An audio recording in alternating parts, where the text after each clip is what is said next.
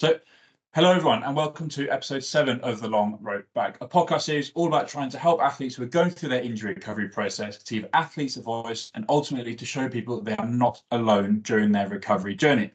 So, I'm very delighted to announce today that my guest is someone who grew up in and around the dance world and surrounded by a very competitive environment from a very young age, and it had a huge impact on her mindset towards sport and in life in general, growing up. She had a massive perspective shift when she had to undergo brain surgery, which actually forced her to slow down and rethink her whole relationship with movement and what strength truly means. And that's definitely something we will come on to today. She's now working as a fitness and wellness coach and Pilates instructor and a personal trainer and her focus is on helping people build a healthier relationship with movement and recovery as a whole. In fact, she actually specializes in working with those with Parkinson's disease that use movement and exercise to support both the mental and neurological health, which is absolutely incredible. So, Gemma, I'm delighted to say you're with me today. Thank you so much. Thank you. So that's quite an extraordinary journey. And I think for lots of us, both myself and the listeners, I think the first thing that really stood out to there is that brain surgery aspect. So we're really, really interested to hear kind of your journey through your eyes, and then kind of, filtering in from that, how your relationship with injuries and recovery kind of started, and then maybe where it shifted to now. Yeah, absolutely. So when I was quite young, I was diagnosed with epilepsy, and it started off being manageable. I was having a few seizures here and there, and then over time things progressed and got slightly worse. And then by the time I was 13, for a good 3 years, I'd been having 4 or 5 seizures a day. I'd become drug resistant, so nothing was trying to help me. And it really did, every time I had a seizure, epilepsy is something that everyone experiences completely differently. And when I had a seizure, it took me a good 20 minutes to come back into the real world, really, and become present and understand where I was and who I was surrounded with and things like that.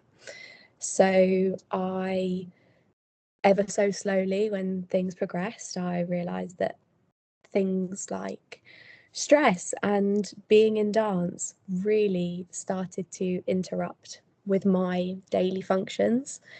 And then when I was 13, I was given the chance to have life-changing brain surgery. From when I was about 8 until then, I was taken care of at Great Ormond Street Hospital, which, if anyone has heard of it, it is the pinnacle of purity. It is a paediatric hospital based in London, and I was so, so lucky to be under the care there. And then they changed my life. I had brain surgery. They Thankfully, touch wood, everything went really well. They removed the part of my brain that was causing all of the seizures, and I had to learn everything again. And being in dance, that really took a toll.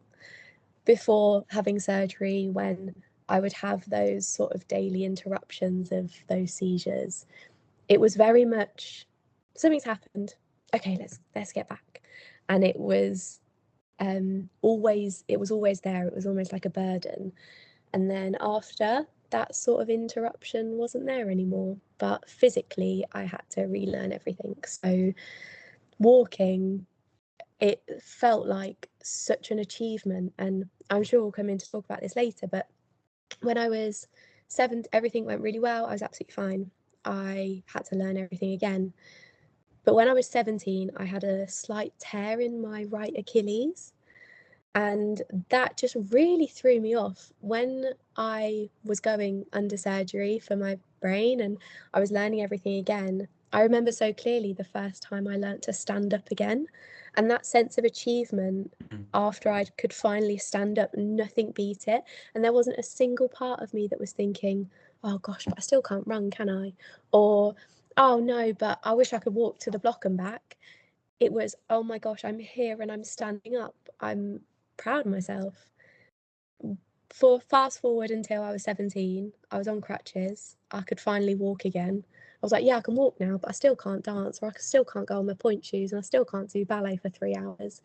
And it really, now being past both of those very, very different journeys of recovery, you can really see the perspective shift from when it's your whole body and when it's everything that you can possibly do is going into in my sense, recovering from a life-changing brain surgery, I could stand up and I was over the moon. I was learning to walk really slowly, but every time I took a step, it was, oh my gosh, I'm here. I can walk. When it was my Achilles, it was, oh, but I still can't dance for 3 hours, can I? And I'm sure we'll get into that a bit more later, but that really, really put it into perspective for me. But then recovering from brain surgery, I could walk again, I could run again.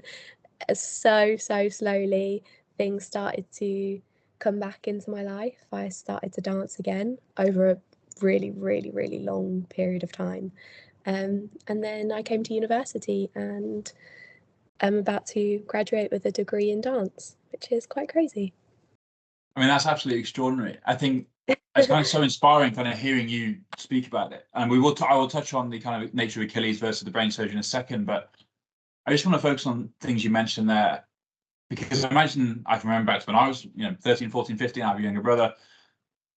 If you told me then that, someone in your shoes, let's say, oh, you were so over the moon at just being able to walk, initially, I imagine most of us would go, oh, yeah, but I want to be running, I want to be jumping, I want to be playing sports. But for you, walking was unlike any, and it was the most amazing achievement, which it is. And I think it's amazing. I think I just want to touch on that a second. What was it about that recovery? What was it about the walking that meant so much to you? Because definitely something that so much of us can kind of resonate with and relate to. Yeah, absolutely. I think that sort of burden that I felt before having that surgery of not really being able to do much, I didn't really feel like I had much control over my own body in a way. Um, but after, when I started to, have that process of coming back, I think especially now, that process of coming back after an injury can be almost glorified in a way, but that patience that it takes to get there is the part that I don't think is spoken about quite as much. And in a culture that I would say does reward intensity, patience can feel a little bit like a failure sometimes, I think. And in rehab, patience is the most important thing that you can have. Patience with yourself, patience with your body, patience with your mind, whether it's being kind to yourself in the form of not thinking, oh, but I still can't do this, and more seeing the glass as half full, or whether that's managing your goals, your expectations, your body. We all have, whenever anyone is faced with an injury, whether two people both trip over the same curb and both break their right ankle, they're both going to have completely different journeys of recovery. And I think reminding people of that it's okay to not be okay, and that it's okay to be going through recovery, and for you to take things really, really slowly, and for you to learn to take care of yourself a little bit as well, because it's, especially growing up in sport, and as you'd know, when you're in that sport can become your identity. And when that's taken away from you and you're no longer associated with that physical activity, then you come back to, okay, but who am I? And I think recovery can take you back 10 steps, but every step forward is more about rebuilding those foundations, whether that's through rehab exercises or whether that's through reminding yourself that if you've got through the day, then that's enough. I think all of that are things that I think, no matter if it's recovering from a brain surgery or if it's from a shoulder injury, I think they both have the chance to sort of rebuild that foundation in a way. I think it's so interesting you mentioned shoulder injury there, because from a personal level, I can resonate so deeply with so much of what you've mentioned there. And so I've kind of come from so my sporting background has been rugby, and it's generally been a culture of, bigger, stronger, faster, quicker, consistently stronger. You're always getting better, 100 miles an hour. And we will touch on that in a second. And I think that it's funny you mentioned shoulders. So shoulders, prior to my most recent injury, shoulders were my big injury. I had surgery on both my shoulders. And it's so interesting that, so when I did my second one, I had to make a choice between essentially playing rugby at university or playing rugby hopefully prolonging my career and playing abroad in Hong Kong. And I went for the latter option. But it's so interesting that my decision, like my timeline was set, is essentially this idea that, okay, I've had my shoulder surgery, we're back then, bang, demonstrate off, back again. And it's only since I've been, probably slightly more isolated in my own journey without that team around me, which so many of us can resonate with. Yeah. Have I gone, wow, like my rehab timeline was determined by superficial dates that are generic rather than filtered to my own, own journey. I think so much what you discussed there is so important. I think that control aspect is massive. I think that for you, all of a sudden, every step you took was a place of control, came from a place of control. Whereas, and what injury does, it's a horrible habit of removing that control from our, from our beings. And selfishly for me, it's, I lose my independence. I'm moving back home, my family house, because you have to, you need looking after. So there's so much weight behind what you're saying. It's so interesting. And just before we come on to the the nature of social media and this idea of a society that rewards moving quickly, which I think is fascinating. Do you mind telling me a bit more about your Achilles injury? I'm really interested to hear, particularly in light of what I've just mentioned, how your Achilles maybe differed from your experiences with the brain surgery. Yeah, absolutely. So I had a slight tear in my right Achilles. And at that point in time, I was at a sixth form where I was getting the equivalent of 3 A levels in dance. So it was the dancing from the crack of dawn right through to the evening, and it was very intense. And in that sort of competitive environment, when you have something stripped away, which suddenly means, oh my gosh, you can't take part in anything, but still mentally you have to show up and you have to watch the classes and you have to, I'm sure you'd have had to have gone and watched training, and it's being mentally present but physically your body not allowing you to be in part of the space and part of the room. That was the big difference. When I was recovering from brain surgery, it was, oh my gosh, we're through, you're alive. If it takes you a day to learn how to walk or a year, it doesn't matter because you're here. Find a way, yeah. And that's okay. So I think I was a lot kinder to myself after brain surgery. I hope anyone who ever has surgery is kind to themselves, but I also think I'm sure you must relate to this in a way because you've had multiple injuries, and other people who have had more than one injury might feel the same. In that, when I had brain surgery, it was really severe and it was really risky, and there was a lot of what ifs and maybes, and it was at that time, and even now really looking back, it was one of the biggest things that has ever happened in my life. And it's normal to relate the pain that you're feeling now to something that you've experienced in life. It's as human as it gets. So when my Achilles went, the only experience of a injury rehabilitation journey, shall we say, was from a brain surgery.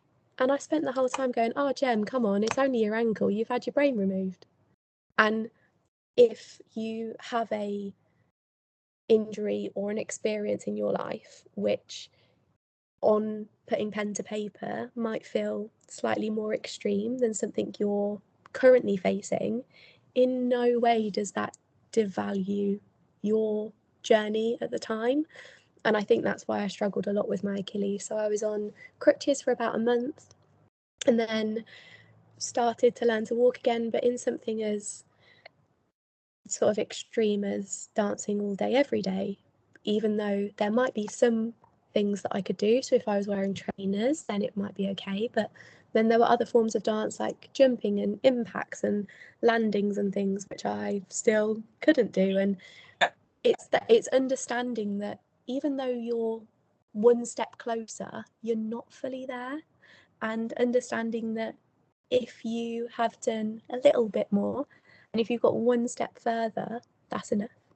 And you don't have to keep pushing yourself. I know so many people in dance, and I'm sure you know loads of people as well who might rock up to training and go, oh God, my knee really hurts. And they'd go, oh, do you want to sit out? And you go, of course not, I'm all right. I'll give it a rub, I'll get on with it. And that's the mentality that Ben Young's rugby player, absolutely incredible, just released a podcast on a documentary on the BBC. I'm not, have you watched it? It's absolutely incredible. I haven't watched it fully yet. It's actually on my plans to do over the next few days. I'll let you explain about it. Yeah, highly recommend. And he speaks all about the relation with rugby to neurodegenerative diseases like Parkinson's and MND and dementia and early onset dementia and things like that. But he speaks so much about that really competitive training and how that sort of fuel of, oh my gosh, I'm here, I need to prove myself in a way in sport is really interesting. And he speaks about how there used to be, I mean, it's changed now, it's so much more technically advanced with the gum shields and everything. But back in when he was playing for England, the questions that they would ask around if you have got a concussion or not would always be the same. And there were some people who had been in that scenario so many times, they knew what the answers were. And even if they knew deep down they were concussed, they were training in this sport and they had worked their lives to get here. So they were going to lie and say that they knew the answers, but they didn't. They were just remembering it from last time so they could get back on the pitch. And I think although that is an elite sport and they are professionals and it's what they are trained to do and they spend their whole lives training for that moment, they put aside their health and they look at what's in front of them. And even not to that extreme, but I think a lot of people don't quite realise how listening to yourself is the most important thing that you can possibly do. When my Achilles went, all I needed to go was think, Jem, your Achilles is really hurting, you need to stop. And that restraint is actually stronger and takes more strength with yourself than it does to just keep going, you know. And I'm sure you've had similar journeys of that.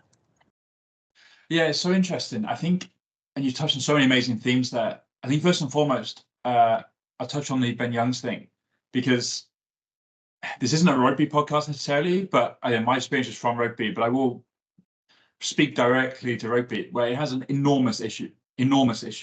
And because I know that, so I played at the top level of university rugby. It was called Buck Super Rugby, which has it's a very close bridge between professional and is a massive pathway now between under 18s and professional. I was concussed. I had a third concussion in about 5 months. I'm there holding my head. I'm like, I know I'm not right. And I remember physios at the time going to me, oh, well, we'll see you, we'll get you back on the field. I'm there like, no, I just told you I'm concussed. And that for me at that point, rugby has always been a tool. It hasn't necessarily been like I'd love to have gone professional, of course I would have done, but I recognised fairly early on that I wasn't good enough, and then B, that wasn't the lifestyle necessarily that I wanted to live. But I imagine that other kids in that scenario, when rugby might have meant slightly more to them, they had more professional contracts available, they have gone on the field. So I think there has a real risk in there in rugby, and I think that's definitely something that I will touch on massively in the future, and we will have another chat about that, because that is. And I think his documentary, if you haven't seen it, I haven't seen it yet, but from what I've heard, it is excellent. And I will be watching that probably as soon as school wraps up, to be honest. So I will be watching that. And I think something that really stood out to me, and we'll come on social media now, and it was what you mentioned about how your Achilles was different to the brain surgery. And obviously you were a slightly different age, but something you mentioned, and it was this idea of expectation. And I think you mentioned that one of the key differences between your two recoveries was this idea that during your Achilles, you felt almost pressure to get back. You kept thinking, oh, but I should be here, but I'm here. I should be up here, but I'm only taking small steps. And these small steps were so frustrating because they weren't where you wanted to be, but you needed to do them. Where you contrast that to your brain surgery, from what you're telling me here, is that everything was so meaningful because the small steps were treated as small steps, so they were celebrated more. And I think that's what I really wanted to touch on, was the role that social media now plays in kind of amplifying that difference. because I think we both know when we were 13, I'm 24 now, but when I imagine when you were 13, when I was around that age, social media wasn't, the juggernaut that it is now. And I'm really interested to hear from your point of view, what influence you think social media kind of has on recovery now, particularly in light of those kind of expectations that they set. Yeah, absolutely. I think sort of two things from what you just said in terms of injury recovery and comparing yourself to something else that you might have experienced, or whether that's through an injury or not. I think I've touched on this with you before, but going at your 100% at that point in time will never, ever, ever look the same twice. Even if for 2 days on a trot, you feeling great, you being at 100% will look different. And last week, for example, you might have rocked up to training and you might have absolutely smashed it. You might have hit the nail on the head. Your coach might have gone, you know what, Jem, that was brilliant. You might have hit a PB. You might have done just great in training. Everything might have just clicked and it might have been great. And then this week, whether it's physically, mentally, socially, emotionally, anything aside from that might be going on in your life. And that is absolutely fine. That's just being human.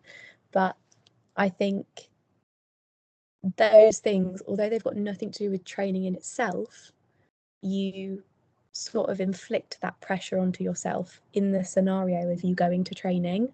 You rock up, you give it your best. If that's just getting there and trying to forget about everything else and getting on with it, or if that's going, you know what, I'm here and I'm present and that's enough, that's okay. That is your best. And I think society has, in a way, taught us to believe that doing our best is about the execution, and the day that you hit that PB is the day that you do your best.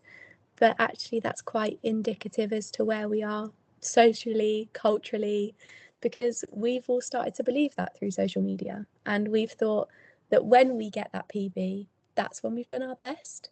But I know that there are days where I've got a PB, and it's because I was out and I was ready to push myself and I was in the mood and I was feeling great. There are other days where I didn't want to get outside.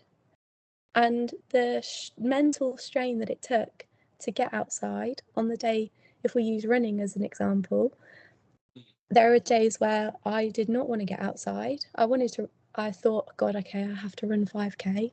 I got out, I ran for 10 minutes, I couldn't do any more and I came back. And then there's a day where I was feeling great. I was like, okay, I'm going to get a PB, and I got out and I ran 5K in half an hour.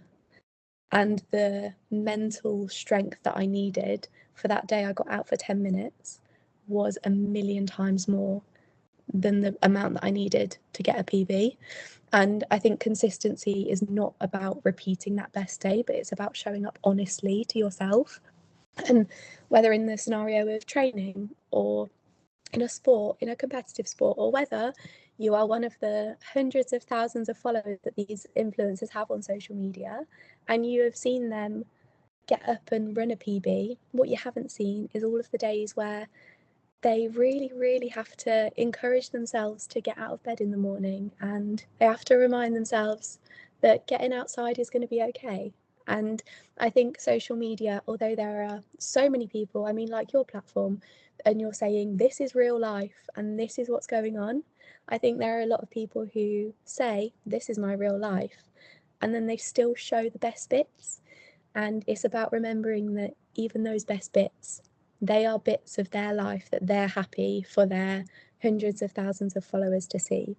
And a lot of the time it isn't really when they get up and they would what they would class to be failing, even though it's nothing even close to it. And I just wish I could shout from the rooftops to all of those people who are, like you said, seeing these people on social media and just reminding them that if you got outside and if you went for a walk, then that's enough, and you do not have to exhaust yourself in any way, shape, or form to feel like you've earned your day in a way. I think that's so interesting. I think as someone who studies, so I studied international relations at university, and I genuinely think what you mentioned there about a cultural shift is true. Because I think this actually extends far, far beyond the realms that we're discussing this with, or the lenses that we're looking through today. We're looking specifically at injuries and recovery, it's almost like we're so comfortable moving at 100 miles an hour. Like you mentioned earlier, we're so comfortable reducing these 3-year, 2-year, 6-month, 10-month, whatever it is, long recoveries into a 5-second Instagram reel. And I think the amount of times I've seen these videos online, and I'm sure you'll be able to resonate with this. I'm sure lots of people can resonate with this. Sometimes we can manage it. Sometimes we look at these videos and go, oh yeah, fair enough to them. Well done. But sometimes you see these videos and we look at them and like, God, that makes me feel so bad about my own recovery.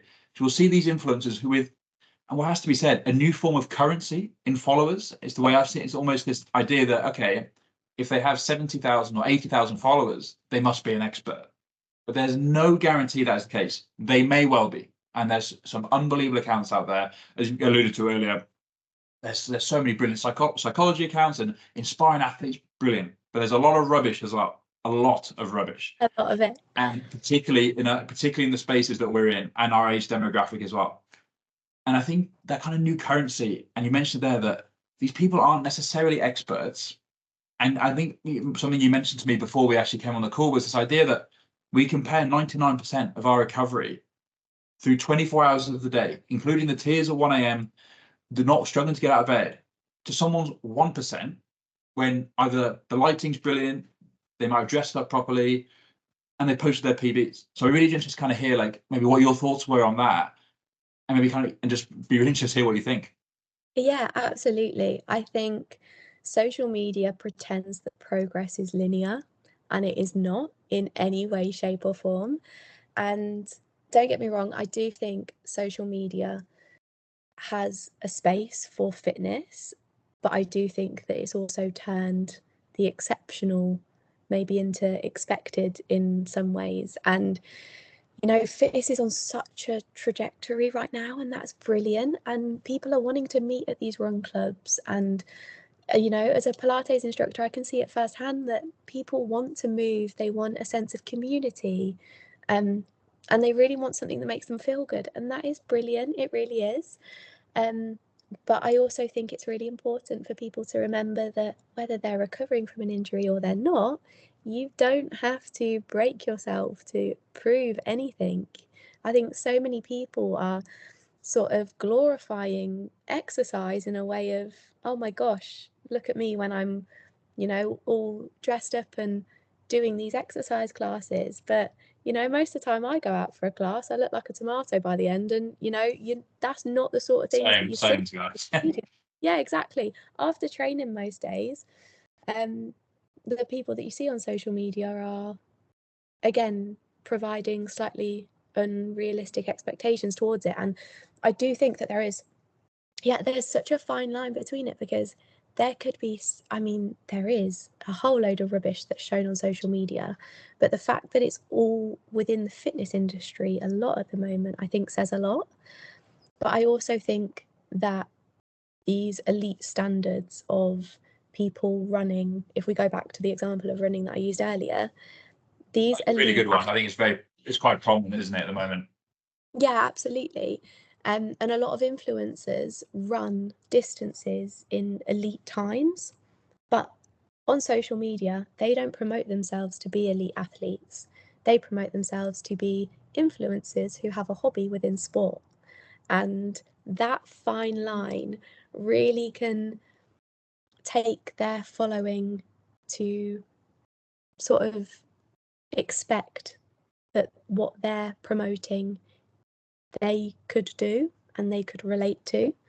So when they start posting runs in come run 5K with me in 15 minutes, I have been running, I did a run for charity 2 years ago. 2.5 years I've been running, and only now have I got 5K to half an hour, and it's normal, it's okay. And Absolutely. I think again it comes to all people want are these results, and they want to be able to go, oh yeah, I can do this in this time.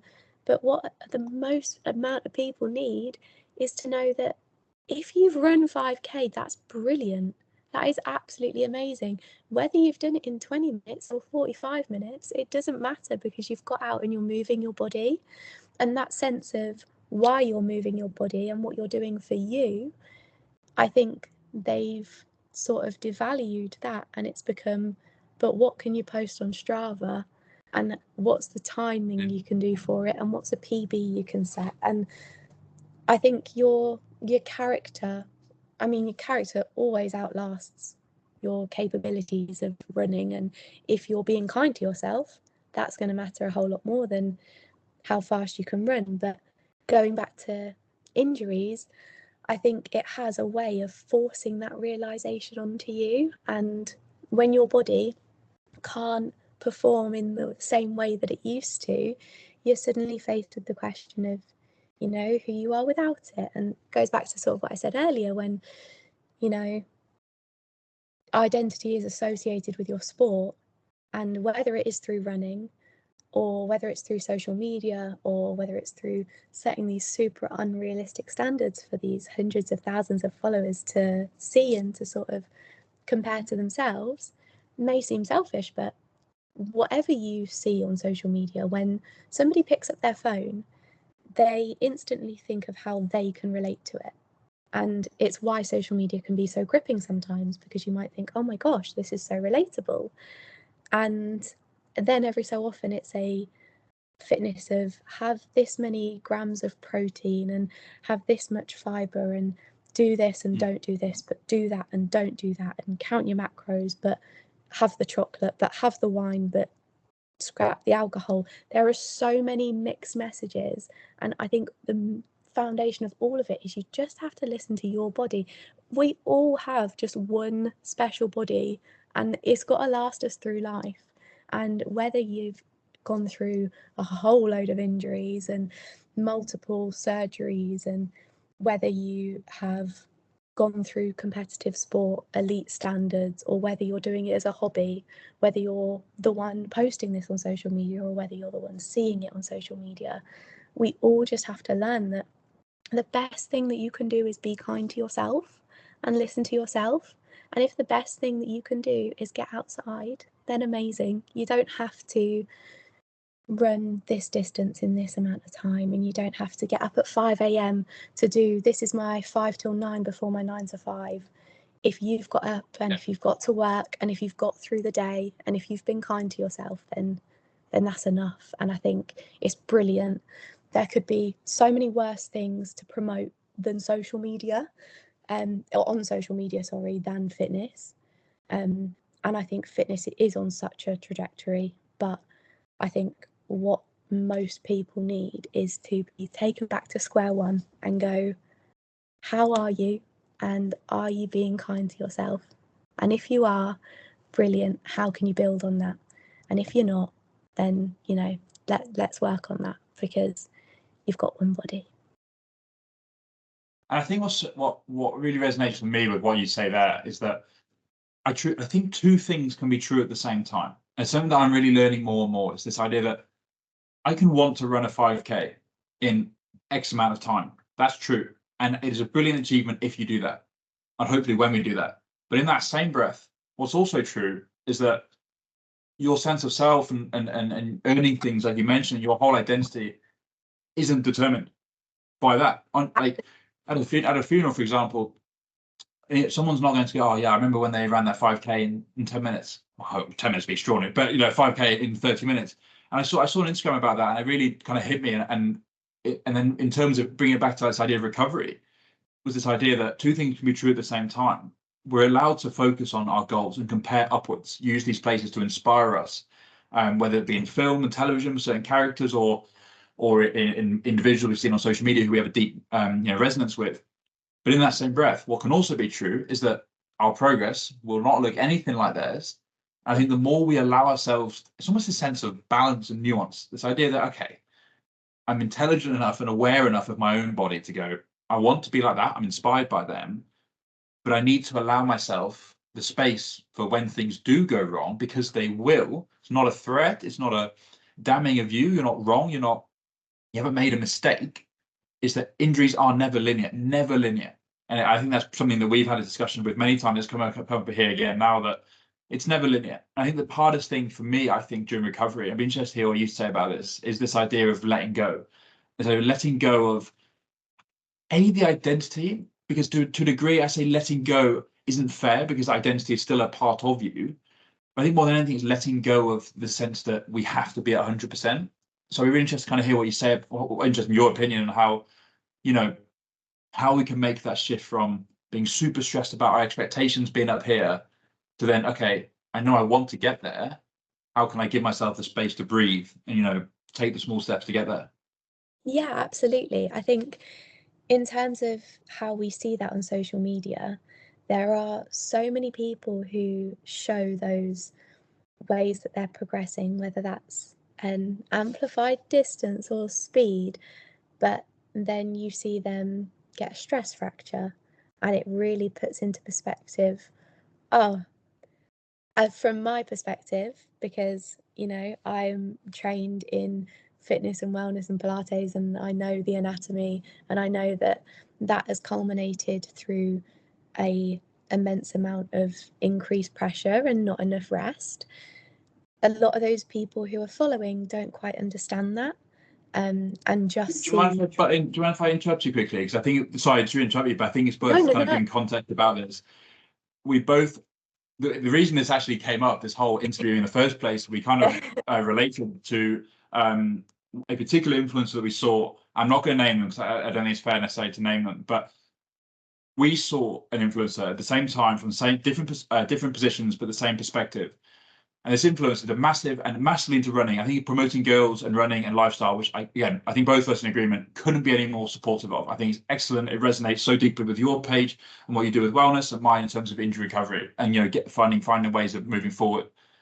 But something happened where this individual did a very big running, I'll say, project. They ran a lot in a very short space of time. Again, this idea of what was the word? The exceptional became the expectation. I think that's brilliant. That sums up what's going on. And they then developed a stress fracture. And it wasn't just any stress fracture, it was a grade 4 stress fracture, I believe it was.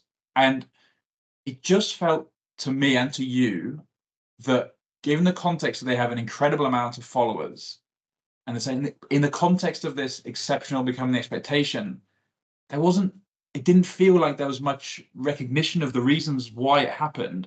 And then that individual is now doing more fitness stuff or more fitness activities. I really want to interrupt you, but I think it's just important to give that No, no, no. context. And again, we're not, I think, and I'm sure I'll let you speak, continue in a second.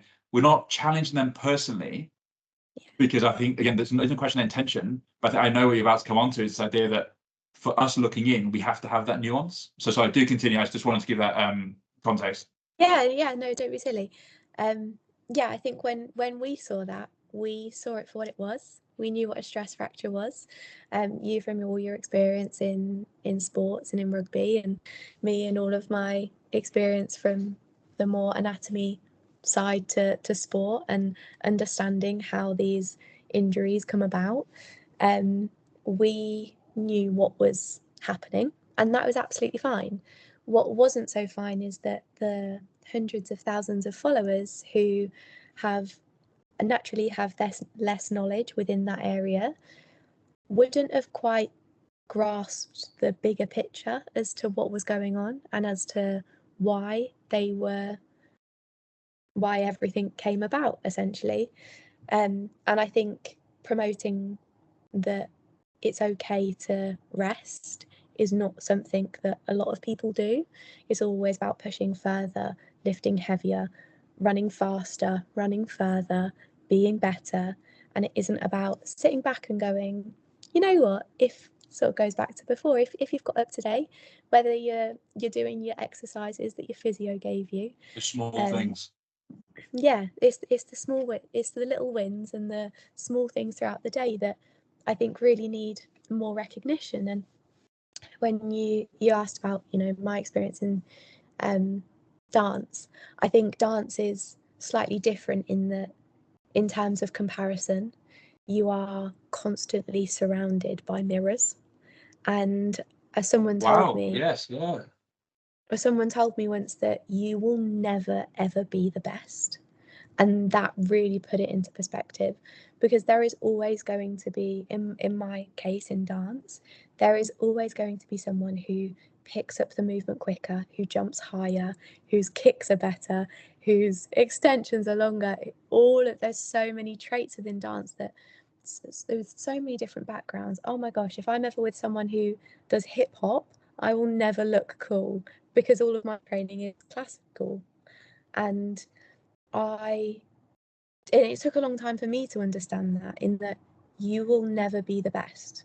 And I think that goes across a lot of sports, in that whether it's running or whether it's rugby or football or hockey, there's always going to be a team of people who have different strengths, and that's why teams work so well together, because you're always going to have someone who is exceptional at one thing but has a weakness in another area, and someone else will compensate for it. And I think in a world built on comparison, as I've seen it, it's so easy to look in those mirrors and see your flaws, but actually it's accepting that we all have flaws physically in sport, and especially in the process of recovery, it's remembering why you're doing this, why you're in that team, why you're in that training ground, why you're there for you, and not letting anyone devalue that. I think,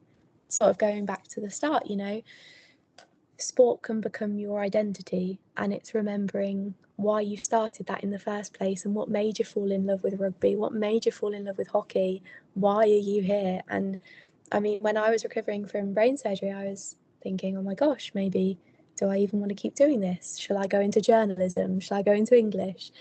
And there was that one little part of me that was like, oh no, just give it one more go. It's going to be all right. Just give it one more go. And I think there's always, sort of tying it back to social media, there's always going further. There's always doing one more thing. Just do one more run and it'll be okay. Just do one more session at the gym this week and you'll be proud of yourself by the weekend. All of those messages wouldn't be in your head if it wasn't for social media. And I think it's remembering that, listening to you without picking up your phone. Are you happy in your skin? Are you eating healthy? Are you getting outside? Are you doing something for you? Do you enjoy what you're doing? And if you do, amazing. And if you don't have to do it. I think I'm going to show my love of nerdiness here, but the idea that there's always a bigger fish. There's always a bigger fish. There's false film Star Wars. I'm sure people, but it's this idea, and I think in recovery, it's so interesting that you mentioned that. I think for me, that quote, and I said it earlier, but I say it again: the exceptionals become the expected. I can't. That strikes the absolute core of what recovery is dealing with social media. B, what my platform is all about, and see what your platform's all about. I think this, and it's not a negative mindset. And I refuse, and I will refuse to. I'll doubt anyone who will listen to this and claim that we're going,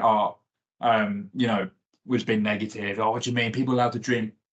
No one's saying you can't do that. I think both of us are fully in favour of that. I think the themes we're trying to approach here is this idea that when things don't go well, because there's something somewhere, in this context, we're talking about recovery, but this can apply to life, in family issues or friendship problems and whatever. But in the context of recovery, it's the idea that when things don't go well, if we're thinking we have to be up here, and this comes back excellently to this idea of what you meant, the kind of question we said earlier about how we can make the shift from where we want to be, suddenly, how we can recognize those small wins. So the idea that when we're constantly comparing ourselves to these influencers, or it might even be something like teammates, it might be what they said, the mirror. I think that's the exceptional reference. The idea that constantly comparing ourselves up here, we lose sight of all the small things that actually form the scaffolding, the foundation, the bricks, whatever we want to call it, that would allow us to get back there. And I think for me, and I'd be really interested as we kind of come to the end here, really interested to hear what you think of my perspective here, so during my recovery, something that I've learned, doing it second time round, I feel like I've got a whole different approach to recovery now versus, in the height of rugby when it's constantly on to the next thing. It's just this idea that, okay, the more I can just take everything back, it's almost like, I don't know, like a game of poker, bring your cards close to your chest. The more everything comes back to your chest. Like you mentioned with your brain surgery, it's the idea that when you really, it's not say rock bottom, but the idea that you've allowed yourself the space to go, right, I've got my core like I like to use the islands from Inside Out, the Pixar film. If you've seen it, but Yeah, yeah, as an yeah, example, yeah. it's like I've got my core island right here. Okay, that's not going anywhere. What are the small little things that I can do to build out from there? And I think for me, that it's only since that I've allowed myself to stop thinking about how the island used to look, to stop thinking about what other people are doing, the small things like, for example, I'm hoping tomorrow to go out on a dog walk, even if it's 5 minutes for the first time, and or whether it's going swimming again. It's like those small things have suddenly become so much more important.